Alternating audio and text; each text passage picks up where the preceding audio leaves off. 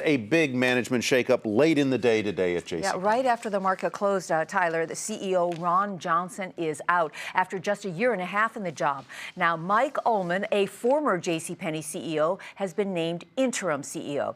Johnson, a former Apple executive, has been under pressure for failing to turn around the fortunes of the struggling retailer. Penney sales dropped 25% in Johnson's first year at the helm, and then during his tenure, the stock tumbled 50%. In after-hours trading, the stock surged as much as 11.5% on word of Johnson's ouster.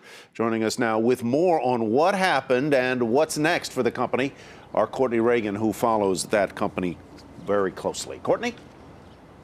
Hi, good evening to you both, Tyler and Susie. I'm actually standing out here outside the New York courthouse because earlier today the trial resumed between Macy's, Martha Stewart, and Penney over dispute over product. Ron Johnson has been embattled for quite some time because his turnaround plan, frankly, just hasn't taken hold as he had hoped. Susie ran through some of the stats. They haven't been good. Sales down precipitously, and now it appears that Johnson is stepping down. That is the wording that was used in the press release. An interim CEO will be Mike Ullman. He was the CEO before Ron Johnson. Now, during the time that he was CEO, the stock price fell 17% and earnings were relatively flat. As far as where the company goes from here, a lot of questions still unanswered at this hour as to what this interim CEO will change, if anything, as they make the transition and search for a permanent replacement to Penney CEO Ron Johnson. Tyler and Susie?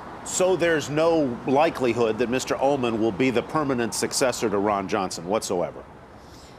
At this point, we don't know. It is possible. However, we know that the board moved him out and moved Johnson in. So it's possible he could stay, but as of this point, Penney is using the words interim CEO. It has happened in the past in companies that these interims become permanent, but as it was the case with Best Buy, the interim CEO did not actually become the new CEO, and that was just recently.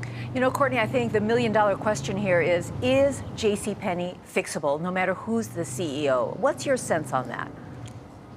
You know, Susie, I think that it is fixable. I think the big question is how and how long it will take. They are in the middle of a very big turnaround plan. For lack of a better description, they've torn out the guts of the old Penney and they're building a brand new model. So what do they do now? Do they stop? Do they do something new? And those are the questions will need to be asked when we look at, is it fixable? A number of analysts think it is fixable. In fact, the previous CEO to Ullman, Alan Questrom, telling CNBC's Scott Wapner that he actually believes it is fixable. So we'll see. It's definitely a split camp.